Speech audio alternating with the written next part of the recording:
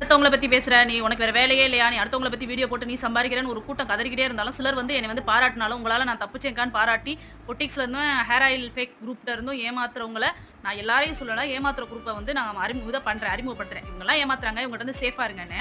சிலர் வந்து பாராட்டுறீங்க. சிலர் வந்து கதர்றீங்க. நீ வந்து சம்பாரிக்கிற. என்ன உங்க ஐயாவா வந்து YouTubeல வந்து வீடியோ போட்ட உடனே இந்தாப்பான்னு கட்டு கட்டா அள்ளி குடுக்க போறாரு. தெரிஞ்சா பேசணும். தெரியலையா அப்படின்னா, இல்ல வாய மூடிட்டு போயிரணும். இல்ல உனக்கு புடிக்கல அப்படின்னா ஸ்கிப் பண்ணிட்டு போயிரணும். நீ அவ்வளோ பெரிய தியாகியா இருக்கிறவங்க, அடுத்தவங்கள பத்தி பேசுற வீடியோ வந்து எதுக்கு பார்க்குற? எனக்கு தெரியாம தான் கேட்கிறேன். நான் அடுத்தவன பத்தி பேசுறேன்னு தெரியுதுல்ல. அந்த வீடியோ உன்ன யார் நான் வந்து கைய பிடிச்சு தரேன் என் வீடியோ வந்து பாருன்னு. இல்ல தெரியாம தான் கேட்கிறேன். அவன வந்து அடுத்தவங்கள அதுல நெறைய பேர் சொல்லலங்க. சிலர் குரூப் வந்து கதறிக்கிட்டே இருக்கு. ஒரு 10 ஐடியில இருந்தா கதறிக்கிட்டே இருக்கு. வந்து அவங்க வந்து உலகத்திலேயே நல்லவங்க. அடுத்தவங்கள பத்தி பேச மாட்டாங்க.